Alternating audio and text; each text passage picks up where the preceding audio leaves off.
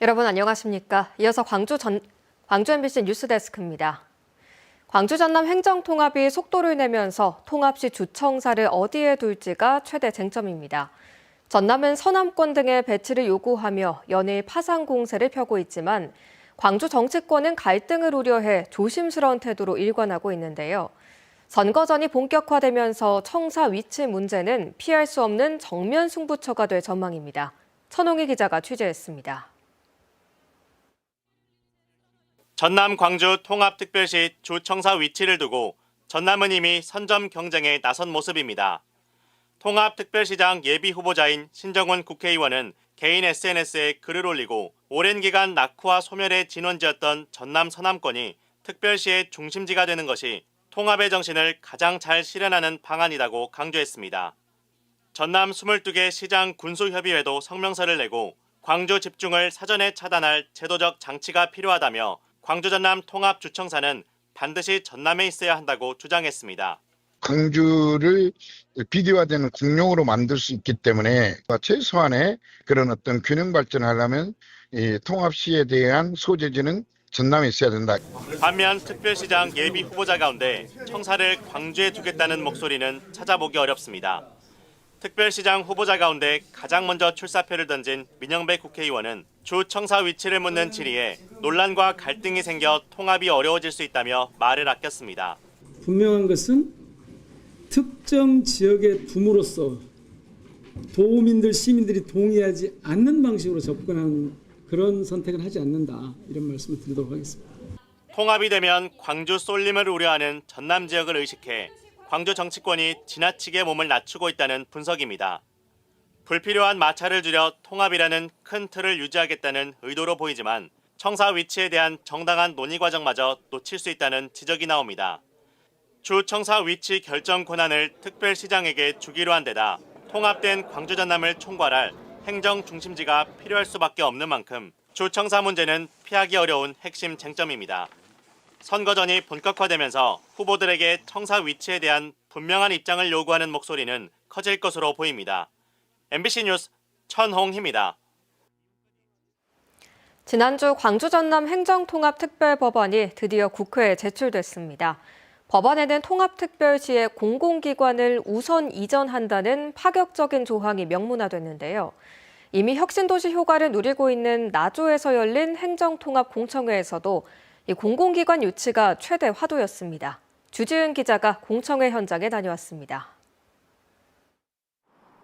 오늘 나주에서 열린 도민공청회장은 발 디딜 틈 없이 메워졌습니다. 광주 전남 행정통합특별법 발의 이후 나주에서 처음으로 마련된 의견 수렴 자리인 만큼 이른바 혁신도시 시즌2가 어떻게 그려질지 직접 확인하려는 시민들의 열기가 뜨거웠습니다. 주민들은 특별법에 담긴 공공기관 우선 이전 조항이 광주 전남 공동혁신도시가 위치한 나주혁신도시가 다시 한번 도약하는 발판이 되길 바랐습니다. 시민들이 그 효과를 가장 빨리 체감할 수 있는 부분은 정부가 추진 중인 2차 공공기관 이전이라고 생각합니다. 행정통합에 따른 우대 배경을 활용해 2차 공공기관을 나주로 집중 이전해 주셨으면 합니다.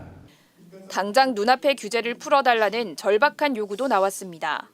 내년 2월 지정 종료를 앞둔 나주 혁신산단의 기간 연장 등 혁신도시 유관 기업들의 경영난을 해소할 대책이 통합 과정에 반드시 포함돼야 한다는 지적입니다. 나주 혁신산단 산업단지는 입주 기업 경영에 실질적인 도움이 되고 있습니다. 그러나 내년 2월 지정기간 종료 이후 현행 법령상 지정 연장이 불가능한 상황이며 이는 나주 혁신산단뿐 아니라 전라남도는 농수산업과 에너지, AI 분야 공공기관 이전을 우선 목표로 잡고 유치 전에 사활을 걸겠다고 약속했습니다. 특히 이번 법안에서 제외된 농협중앙회 등 핵심 기관 이전에 대한 강력한 의지를 드러냈습니다. 아무래도 우리 농도 전남이니까 농협중앙회, 수협중앙회, 그다음에 에너지 관련된 한국지역난방공사 이런 큰 기관들을 1차로 목표를 하고 있습니다. 특히 농협중앙위는 꼭 와야 된다 이렇게 생각합니다. 특별법 발의로 행정통합의 시계가 빨라진 가운데 지역민들의 이런 절실한 바람들이 국회 심사 과정에서 얼마나 반영될지 주목됩니다. MBC 뉴스 주지은입니다.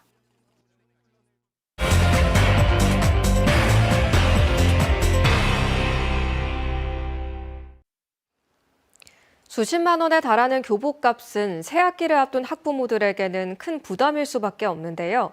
단돈 2만 원 안팎이면 새 옷 같은 교복 한 세트를 마련할 수 있는 교복 나눔 장터가 올해도 문을 열었습니다. 한 걸음 더 현장 취재 박승환 기자입니다. 학교별로 분류된 교복들이 빼곡히 걸려 있습니다. 소매 끝이 해지지는 않았는지, 단추는 단단한지, 사이즈는 넉넉한지 상태를 꼼꼼히 살피는 학부모들의 눈과 손이 분주합니다. 이것보다 큰 치수 없나? 광주 42개 중고등학교에서 기부받은 교복 6,300여 점을 구입할 수 있는 나눔 장터입니다. 꿈의 가격이라고 봐야죠. 저희들 저소득층들한테 굉장히 도움이 될 거라고 생각합니다. 무엇보다 매력적인 건 파격적인 가격입니다. 자켓 5,000원, 바지와 조끼는 각각 3,000원으로 교복 한 세트를 모두 구매해도 부담이 적습니다. 이곳 교복 나눔 장터에서는 새 옷이나 다름없는 교복 한 세트를 2만 원도 안 되는 금액으로 구매할 수 있습니다. 시중 교복값의 10분의 1 수준, 고물가 시대 가계 부담을 더는 효자 노릇을 톡톡히 하고 있는 겁니다. 근데 왔더니 이제 생각보다 너무 상태도 좋고 깨끗하고 가격도 너무 저렴하게 가져갈 수 있어서 가정 경제에 도움이 많이 될 것 같습니다. 단순한 중고 거래를 넘어 자원 재활용이라는 교육적 의미도 큽니다. 학생들은 선배들이 물려준 교복을 통해 절약 정신을 배우고 깨끗하게 관리된 옷은 또 다른 후배들에게 전해지는 나눔의 선순환으로 이어집니다. 교복 판매 수익금 역시 운영비를 제외하고 전액 장학회에 기부돼 지역 학생들을 위해 다시 쓰입니다. 입소문을 타며 매년 인기를 더해가고 있지만 여전히 일부 학교에만 집중된 기증 문화를 확산시키는 것이 남은 숙제입니다. 교육 당국은 더 많은 학교의 참여를 이끌어내 교복 나눔을 지역의 대표적인 교육 복지 모델로 키워나갈 방침입니다. MBC 뉴스 박승환입니다. 지난해 오재호 미술상을 수상한 한희원 작가의 수상 기념전이 광주 시립미술관에서 개막했습니다. 이번 전시는 한희원 작가의 최근 작품들과 함께 한 작가의 예술 세계와 교감하는 젊은 작가들 작품도 함께 선보입니다. 박소인 기자입니다. 셀 수 없이 물감을 덧칠하고 다시 긁어내기를 거듭해 삶의 고뇌와 희열의 순간들을 겹겹이 쌓았습니다. 불의에 저항했던 민중미술에서 시작해 서사와 서정을 넘나들고 형상과 추상의 경계를 오갔던 한희원 작가의 최근 작품입니다. 생명과 존재에 대한 근원적인 질문은 회화적 형상에서 과감히 벗어나 추상의 세계로 스스로를 이끌었습니다. 생명이라든가 또 그걸 통해서 그 인간들이 어떻게 하면 예술을 통해서 위로받고 안식의 길로 가는가 하는 그런 문제로 고민하게 됐는데 50년 동안 변화를 거듭한 한 작가의 작품 세계는 젊은 작가들의 작품을 통해 현재와 교감합니다. 사라져가는 골목을 아련한 색으로 기록한 이 청년 작가의 그림은 한희원 작가가 애착을 가졌던 양림동의 풍경과 닮았습니다. 친구들하고 놀았던 골목길이나 골목 슈퍼에서 친구들하고 군것질했던 그 공간들, 근데 이제 없어지긴 했지만 제 마음속에는 그 공간들이 소중하고 터지기 직전의 폭죽처럼 어둑한 하늘로 빛이 흩어지는 모습은 풍경 너머에 있는 작가만의 감각을 담았습니다. 빛이 이제 피어오르기 직전이나 아니면 사라지기 직전? 그런 순간들을 이게 찰나의 순간이라고 생각을 해서 좀 길게 여운이 남도록. 내란이 일어난 다음 날 세상 소식을 모르고 아침을 맞았던 젊은 작가는 전날 밤에 국회 앞을 반성문 쓰듯 화폭에 기록했습니다. 지금 시대하고 맞물려서 활동하는 것들이 같은 과거가 현재를 돕는다는 맥락에서의 내용으로 연결된 것 같아서 같이. 개인 초대전 대신 세대 간의 대화를 선택한 한희원 작가는 스스로를 항상 변화하는 사람이라고 생각합니다. 그에게 새로운 작품이 나오는 과정은 고통스럽지만 즐거운 작업입니다. 내일 또 어떤 작품이 나올지 모른다는 한 작가와 젊은 작가들의 예술적 교감은 오는 4월 12일까지 광주 시립미술관에서 계속됩니다. MBC 뉴스 박수인입니다. 전남 동부권에 반도체 국가산단을 조성하자는 목소리가 커지고 있습니다. 순천시와 함께 초대 전남 광주 특별시장을 노리는 후보들까지 가세한 건데요. 지방선거를 앞둔 만큼 구호에 그치는 게 아니라 기업 유치 계획 등 구체적인 실행안도 있어야 한다는 반응입니다. 유민호 기자입니다. 순천시가 가장 먼저 제안한 동부권 알리백 반도체 국가산단. 전남 광주 행정통합과 맞물려 다가오는 지방선거에서 초대 특별시장을 노리는 후보들까지 가세해 산단 조성 목소리가 커지고 있습니다. 김영록 전남지사는 오늘 전남도청에서 동부권을 포함한 광주 전남 반도체 3축 클러스터 비전을 제시했습니다. 광양만권 120만 평의 알리백 미래 첨단 산업 복합 컴플렉스에는 반도체를 비롯한 첨단 산업을 최고 수준으로 육성하겠습니다.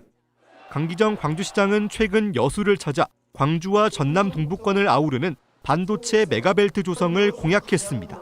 반도체 소부장 단지를 어떻게 만들어낼 수 있을 것인지 20조 원이라는 돈을 가장 먼저 이곳 산업위기 지역인 동부권에 민영배 더불어민주당 의원도 조만간 순천을 방문해 동부권 산업전환 구상을 밝힐 예정입니다. 100만 정도 인구가 유입될 수 있는 정도의 이 신산업 벨트를 우리가 좀 중심이 돼서 특히 전남 동부권이 중심이 돼서 가져갈 수 있다면 저는 통합 효과가 훨씬 더 이렇게 지역에서는 이런 기류를 환영하면서도 단순 구호에만 머물러선 안 된다는 분위기입니다. 동부권이 광주 전남 통합특별시의 경제 거점으로 성장할 수 있도록 반도체 산업을 적극적으로 육성을 해서 우리 정치권이 큰 관심을 가지고 적극적으로 육성을 해줬으면.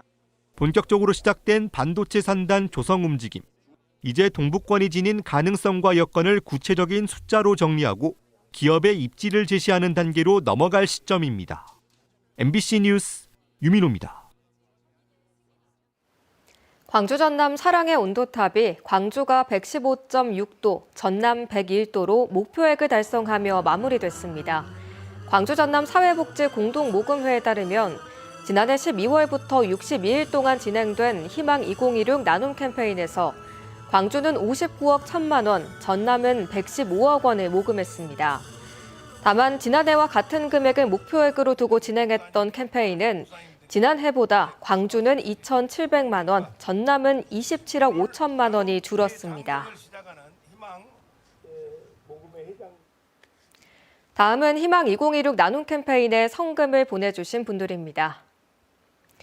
광주 동신고등학교 16회 동창회에서 200만 원을 보내주셨습니다.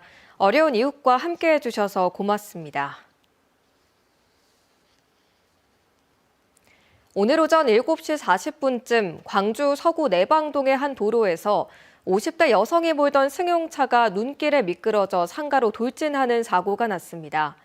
상가는 영업 전이어서 인명피해는 없었지만 전면 유리가 깨지고 내부 시설 일부가 부서졌습니다. 경찰은 오르막을 오르다 바퀴가 눈길에 헛돌면서 사고가 난 것으로 보고 정확한 경위를 조사하고 있습니다.